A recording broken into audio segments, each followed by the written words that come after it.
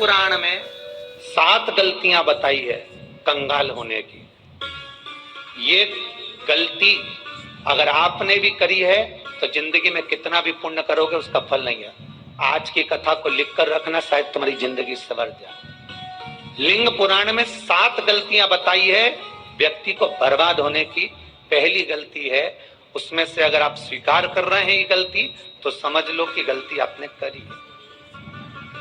गंगा जल तो बुलवाया टैंकर भरकर, 21,000 बेलपत्र भी समर्पित कर रहे हो। आप मंदिर के अंदर बैठ गए, दर्शन करने वाला आता रहा, किसी को अंदर प्रवेश नहीं दिया।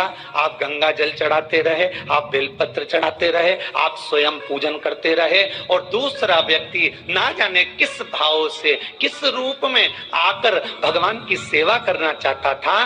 पंडित जी ने आपके चक्कर में उसको जल नहीं चढ़ाने दिया, पंडित जी ने आपके चक्कर में उसको बेलपत्र नहीं चढ़ाने दिया। पहली गलती ये हो गई कि भगवान के भक्त को भगवान से दूर कर दिया गया। अब उठा लो श्रीमद् भागवत कथा।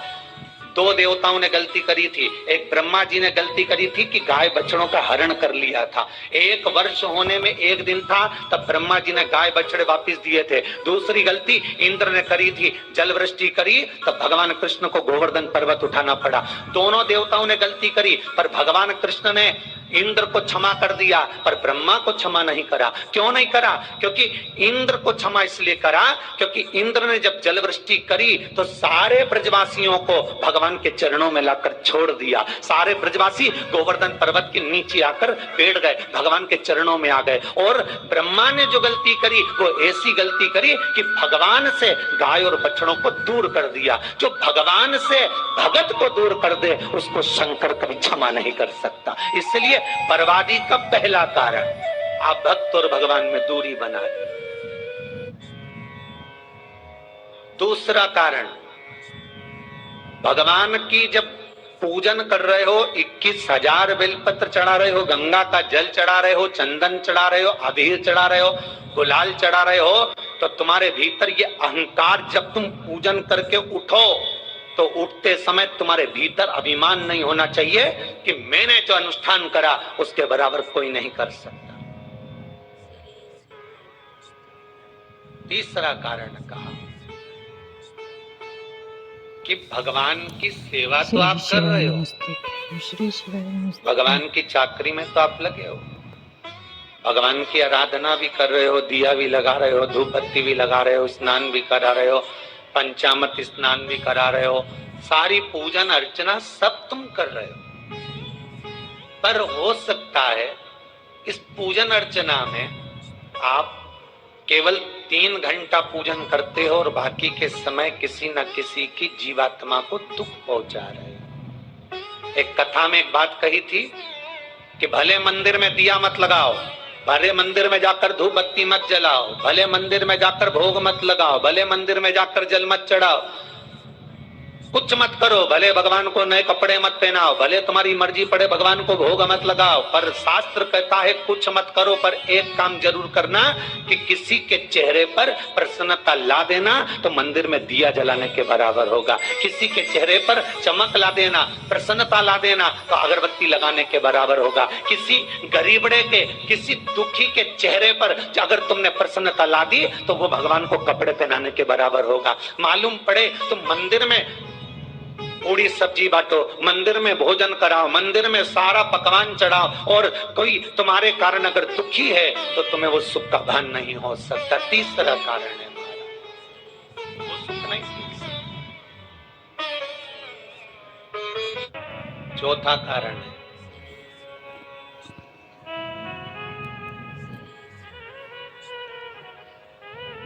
महाराज,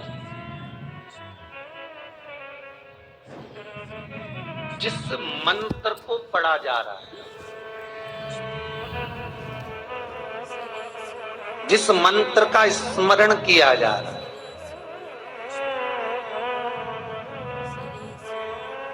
जिस भगवान की माला को हम जप रहे हैं, हम पाठ कर रहे हैं, उसमें त्रुटि। उठा लीजिए दुर्गा सप्तशती।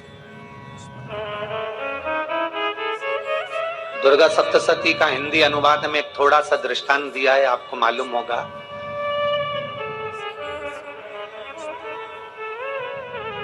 एक जजमान सप्तशती का पाठ कराते थे नवरात्रे में। नवरात्रे पूरे होते थे और उनकी पत्नी मर जाती थी। सप्तशती के अंदर लिखा है, बहुत ध्यान से सुनिएगा। दुर्गा सप्तशती का पाठ कराते थे और पत्नी नवरात्रे के बाद 4 महीना 3 महीने के बाद मर जाती।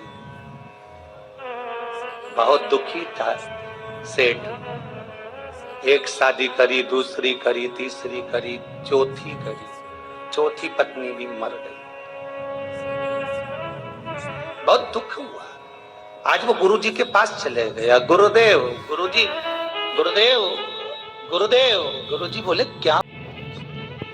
मेरे को बात समझ में नहीं आती कि मैं नवरात्रे में सप्तशती का पाठ कराता हूँ, देवी जी का यज्ञ करवाता हूँ, माता रानी को चूनर पहनाता हूँ, उनको सुंदर बिछुड़ी, पायल, चुनरी सब पहनाता हूँ, कन्याओं का भोजन करवाता हूँ, भंडारा करवाता हूँ, जवारे बोता हूँ, अखंड ज्योत लगाता हूँ, पर नवरात्रि जैसी पूरी होती है उसके 2 महीने 3 महीने बाद मेरी पत्नी क्यों मर जाती?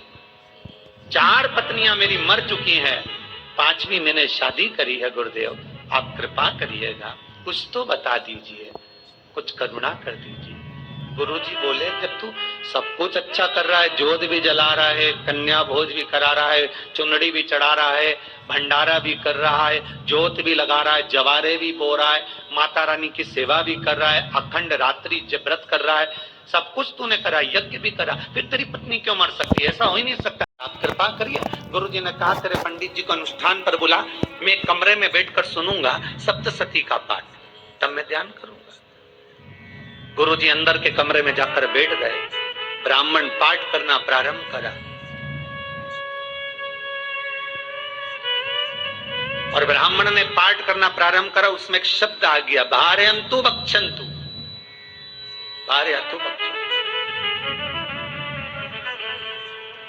उसमें बोलना था भय पीड़ा को, हे जगत जननी तू भक्षण कर जा, और ब्राह्मण बोलता था भार्या तू भक्षण, मेरी पत्नी को, मेरी भार्या को तू भक्षण कर दे। पंडित जी जैसे ही बोले गुरुजी बाहर निकल कर आ गए।